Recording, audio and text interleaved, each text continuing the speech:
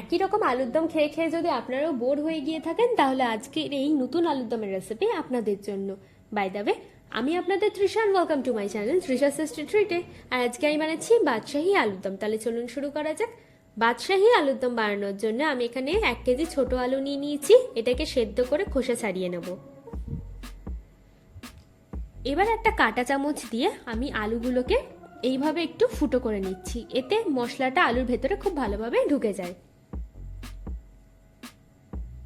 এবার একটা মিক্সির বাটিতে আমি 2 চামচ কাজু, 2 চামচ চারমগজ, 5 থেকে 6টা আমন্ড, 1 ইঞ্চ মতো আদা, 2 চামচ মতো পোস্ত, 4টে কাঁচা লঙ্কা, 19 থেকে 20টা গোলমরিচ আর 1 চামচ মতো তিল দিয়ে ভালো করে একটা পেস্ট বানিয়ে নেব।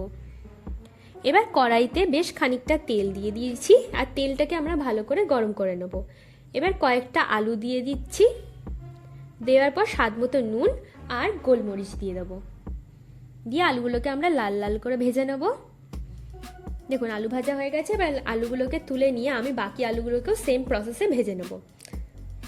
এবার ওই তেলের মধ্যেই আমি 2টো কাঁচা লঙ্কা, 1 চামচ মতো জিরে আর কারি পাতা দিয়ে পেস্টটাকে দিয়ে দেবো। আর বাটি ধোয়া জলটাকেও আমি এর মধ্যে দিয়ে দিচ্ছি। এবার এর মধ্যে স্বাদ মতো নুন আর 1 চামচ মতো চিনি দিয়ে মশলাটাকে আমরা ভালো করে কষে নেব। এবার এর মধ্যে আমি 1 চামচ মতো ধনে পাতা দিয়ে ভালো করে মিশিয়ে নিচ্ছি। এবার এতে 1 চামচ মতো গোলমরিচের গুঁড়ো আর 4 চামচ মতো ফ্যাটানো টক দই দিয়ে ভালো করে আমরা মিশিয়ে নেব। দেখুন আমাদের ভালো করে কষানো হয়ে গেছে।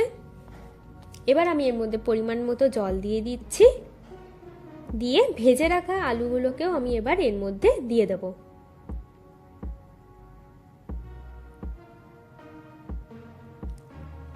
এইবার আমরা এটাকে ভালো করে কষে নেব। দেখুন আমাদের আলুর দম কিন্তু একদম রেডি। এবার এর মধ্যে 1/2 চামচ মতো গরম মশলা, 1/2 চামচ কাসুরি মেথি আর 1/2 চামচ মতো ধনে পাতা দিয়ে ভালো করে মেশালেই আমাদের বাদশাহী আলুর দম একদম রেডি। আমার ভিডিওটি যদি আপনাদের ভালো লেগে থাকে তাহলে প্লিজ একটা লাইক করবেন, প্রচুর শেয়ার করবেন আর এরকম আরও ভিডিও পেতে আমার চ্যানেলটিকে সাবস্ক্রাইব করবেন। নমস্কার।